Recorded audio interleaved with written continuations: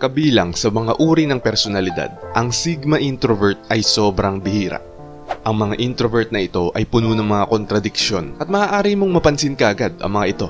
Maaaring isipin ng mga tao na sobrang kakaiba ng kanilang mga ugali, ngunit ang totoo ay ito ang dahilan kung bakit sila unique. Narito ang mga dahilan kung bakit sobrang bihira ng mga Sigma introvert at tignan mo sa iyong sarili kung may mga katangian dito na sumasalamin sa iyo.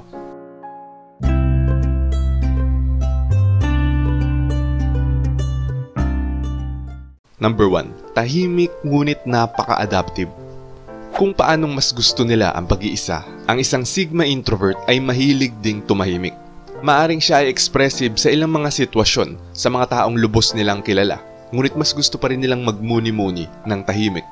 Hindi naman sila kulang sa social skills. Gusto pa rin nilang gamitin ang kanilang social skills sa mga limitadong interaksyon sa madiskarteng paraan.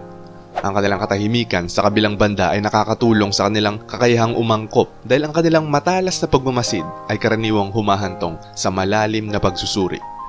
Bilang resulta, mas mahusay nilang nasusuri ang mga pangyayari at individual sa kabila ng mahihirap na limitasyon. Kaya ang mga Sigma introvert ay maaaring mabilis na umangkop sa iba sa iba't ibang sitwasyon. Hindi ibig sabihin na hindi sila nagkakamali, pero nangangahulugan lamang ito na mas mabilis silang natututo mula sa mga ito kaysa sa iba kapag nagkamali sila. Number 2, risk taker ngunit isa ring overthinker. Bahagi ng pagiging matalino at lohikal ay ang kakayahang masuri kung aling mga risk ang nararapat gawin o hindi. Hindi yun nangangahulugan na palagi silang nakikialam sa otoridad o kumikilos ng padalos-dalos. Mas gugustuhin ng isang Sigma introvert na makisali sa isang risky na sitwasyon ng may layunin kaysa maging play safe. Hindi niya ito ginagawa upang ipakita ang kanyang kapangyarihan o mag-utos ng paghanga sa iba, ngunit upang isulong ang kanyang mga ideya. Para sa kanya, ang bawat panganib ay may layunin. Ang mga Sigma introvert ay pambihirang epektibong mga pinuno dahil sa kanilang maselang timpla ng realismo at idealismo. Ang pagiging risk-taker ay may kinalaman din sa kanilang mataas na independent na katangian. At dahil mas gusto nilang gawin ng mga bagay sa kanilang sarili, meron din silang tendency na maging overthinkers. Ito ay maaaring bihira at sumasalungat, ngunit ang pagiging isang overthinker ang nagbibigay daan sa kanila na masuri ng mabuti ang mga risk bago gumawa ng mga solusyon. Number 3, highly analytical ngunit malawak ang imahinasyon. Ito ay isa sa mga pinaka-natatangi ngunit kapansing-pansing mga katangian na taglay ng isang Sigma introvert. Kakaunti ang mga introvert na parehong malikhain at analytical din. Ang mga taong malikhain ay may posibilidad na tumagilid sa isang paraan o sa iba pa, ngunit hindi ang Sigma introvert. Meron silang parehong antas ng bawat isa na nagreresulta sa ilang pambihirang libangan at kasanayan. Dahil sa dalawang katangiang ito, maaari silang maging mahusay na negosyante dahil kailangan dito mag-isip ng malikhain at lohikal upang bumuo ng isang bagay na epektibo at nakakahimok o natatangi. Ang mga sangkap ay dapat mag-fit ng perpekto at sila ay nagtatagumpay dito dahil natural na sa kanila na balansehin ito. Ang iba pang mga uri ng personalidad ay maaari ding maging malikhain at analytical, ngunit kailangan nilang gumawa ng matinding pagsisikap upang pagsamahin ito. Pero ang mga Sigma introvert ay natatangi sa mga uri ng personalidad dahil maaari nilang gawin ang pareho ng mahusay at natural. Number 4, social outcast ngunit isang mahusay na problem solver. Hindi may kakaila na ang pagiging downside ng isang Sigma introvert ay mas gusto nilang mapag-isa. Para silang lone wolf na mag-isang nanghuhuli at kumukuha ng pagkain, bihirang nangangailangan ng tulong ng ibang tao. Sa kabila ng pagiging social outcast, ang Sigma introvert ay isang uri ng personalidad na hinihimok ng lohika na may husay sa paglutas ng problema at isang tumpak na pagtuon sa pagkamit ng mga layunin. Sila ay may kakayahang hulaan ng mga kaganapan sa hinaharap na may hindi kapanipaniwalang accuracy. Pero malamang na ginugol nila ang maraming oras sa kanilang buhay na nakakaramdam na hindi nauunawaan o kakaiba. Ang kanilang mahusay ng mga kasanayan sa paglutas ng problema ay ginagawa silang rare. Sila ay mga critical thinker na direkta at nakafocus sa pagtapos ng mga bagay. Sila ay palaging magiging mahalaga sa isang koponan, anuman ang hirap o abala, at hindi sila susuko. Patuloy silang magsisikap sa isang bagay hanggang sa matuklasan nila ang solusyon. Number 5, introvert pero pinahahalagahan ang iba. Binibigyan ng mga Sigma introvert ng labis na halaga ang kanilang pag-iisa dahil ang ibang tao ay mabilis na sinisip-sip ang kanilang enerhiya. Hindi rin nila gusto ang mga casual na pag-uusap. Bilang resulta, karamihan sa kanila ay umiiwas sa mga pagtitipon sa lipunan at nakatuon sa pagiging produktibo. Sa kabila ng hilig sa pag-iisa, nagkakaroon din sila ng malalapit na relasyon sa ilang pinagkakatiwalaang tao. Ang mga mapagkakatiwalaang kaibigan ay napakahalaga. Alam ng mga Sigma introvert ang kahalagahan ng pakikipagtulungan sa mga mahalagang tao dahil alam nilang hindi nila makakamit ang lahat ng kanilang mga layunin ng mag-isa. Sa mga tuntunin naman ng mga romantikong relasyon, hindi sila gumagana ng maayos sa mga tao na mas gusto ang kapareha na sobrang clingy. Sila ay pinakamahusay na kasosyo sa mga tao na hindi humihingi ng patuloy na atensyon dahil ang mga relasyon ay maaaring maging emotional at mental draining para sa isang Sigma introvert. Shoutout sa mga nag-comment last upload. Shoutout kay Manny Cross, Delyong TV, Lightworker, Moonwater Venus Cardinal, Fire Dragon, Renz Carl Jimenez, Maricar Asis, Casey Cardona, Wilbert Vale, at kay Mergen Ancheta. Kung gusto mong ma-shoutout o mabasa ang comment mo, mag-comment lang sa baba at pipili kami ng mga babasahin para sa susunod na upload. Salamat! Number 6. Mukhang standoffish ngunit bukas ang isipan. Bahagi ng Sigma introvert personality traits ay ang kanilang kakayahan para sa panloob na focus. Pinoproseso nila ang impormasyon at malalim na nag-iisip, ngunit mas gusto nilang panatilihin sa kanilang sarili ang kanilang mga iniisip. Dahil hindi nila gusto ang mga social setting na nakikita sila bilang malayo at cold ng ibang tao. Dahil dito, ang ilang mga tao ay nag-e-expect na hindi bukas ang kanilang isipan. Ito ay isang karaniwang maling kuro-kuro dahil ang Sigma introvert ay sobrang open-minded na mga individual.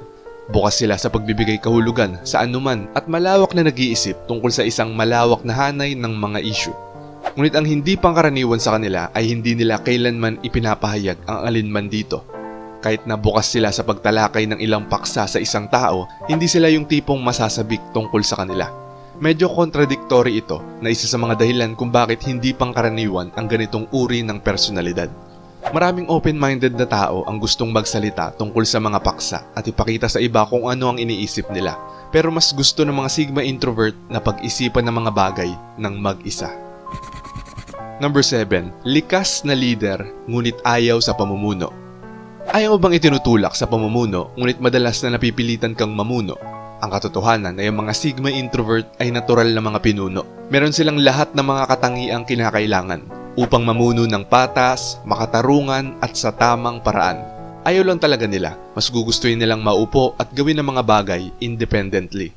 Ngunit sila ay madalas na itinutulak sa mga posisyon sa pamumuno dahil sa kanilang panlabas na anyo. Ito ay hindi pangkaraniwan dahil ang mga pinakamahusay na mga pinuno ay ang mga gustong mamuno at kontento sa mga responsibilidad na kaakibat nito. Kaya ang katangiang ito ay talagang nag-aambag sa kung bakit sila ang pinakamahusay sa pamumuno. Ngunit kung bakit ang gayong kontradiksyon ay lubhang mahalaga ay dahil nakakakuha sila ng tiwala at pangangasiwa ng isang alpha. Nang walang mga kakulangan ng isang taong may marupok na ego na patuloy na nangangailangan ng validation. Number 8. Charismatic ngunit hindi conformist. Ang Sigma introvert ay bihira dahil pareho silang charismatic at may posibilidad silang sumalungat sa mga pamantayan sa lipunan. Ina-attract nila ang ibang tao sa kanilang karisma sa kabila ng kanilang kakulangan na mga kasanayan sa lipunan. Ang partikular na nakakaakit sa mga tao patungo sa kanila ay ang kanilang pagiging misteryoso. Naiintriga ang ibang tao at nakikiusyoso tungkol sa kanilang panloob na mundo. Ngunit habang ang kanilang misteryosong karisma ay kaakit-akit, sila ay hindi umaayon sa mga pamantayan ng lipunan. Hindi nila gusto ang pagsunod sa opinyon ng karamihan bilang resulta ng pag-uudyok sa mga kahilingan ng lipunan tulad ng isang tupa ng isang pastol. Dahil hindi gusto ng isang Sigma introvert ang mga nakasanayan, ay iniisip nila ang kanilang sarili bilang hindi angkop para sa karamihan. Number 9. Mahilig sa malalalim na usapan ngunit hindi makikisalamuha. Ang pakikisali sa mga small talk ay ang pinakamalaking turn-off para sa isang Sigma introvert. Maaaring iba ang isipin ng isang tao dahil ang mga Sigma introvert ay mahilig makipag-usap tungkol sa mga issue. Ngunit ayaw nila sa casual na pag-uusap, lalo na pagdating sa pakikipagkilala sa mga bagong tao.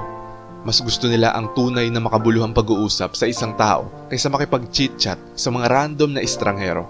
Ito ay isang bihirang katangian dahil ang mga taong may posibilidad na magaling sa pakikipag-usap ay kadalasang mahusay sa mga social na sitwasyon, na nakakasalimuha sila ng maayos sa iba at nakakausap kahit kanino tungkol sa anumang bagay. Ngunit hindi para sa mga Sigma introvert dahil may posibilidad sila na maging cold sa simula na nagpaparamdam sa iba ng takot. Ito ang dahilan kung bakit sila ay umuunlad sa mga posisyon kung saan maaari silang magtrabaho ng mag-isa at hindi kinakailangan makipag-usap. May magandang samahan kapag nangangailangan ng kausap, ngunit hindi sila social butterflies. At number 10, matalino, ngunit hindi nakikipagrelasyon. Kadalasan, ang mga Sigma introvert ay napakamakatwiran sa pag-iisip, ngunit pagdating sa mga relasyon, parang hindi nila kayang isantabi ang kanilang pag-over-analyze upang makakonekta sa iba ng tunay. Para bang nilalayo nila ang iba dahil natatakot sila na hindi maintindihan. Bagamat makatwirang iwasan ang paghatol sa ganitong paraan, ito ay nakakapinsala sa parehong romantiko at platonic na relasyon. Ang mga emosyon ay iba sa pag-a-analyze at ito ay isang bagay na uncomfortable para sa mga Sigma introvert. Ito ay hindi pangkaraniwan dahil gumagamit sila ng reasoning at analysis upang ayusin ang kanilang mga damdamin. Ngunit ang mga emosyon, lalo na ang pag-ibig, ay hindi gumagana sa ganitong paraan. Ang mga Sigma introvert ay kadalasang hindi nauunawaan ng mga tao, lalo na dahil sa mga magkasalungat na ugali ng kanilang personalidad. Ang dahilan kung bakit bihira ang mga ito ay kung paano gumagana ang mga katangiang ito laban sa isa't isa at maging isa sa magkakaibang oras. Maaari sila ay mga social outcast, ngunit maaari silang maging makapangyarihan tulad ng mga alpha. Ikaw, itinuturing mo ba ang iyong sarili na isang Sigma introvert? Alam mo ba na nagiging sobrang mapanganib ang kahit sinong introvert dahil sa mga to? Panoorin mo dito.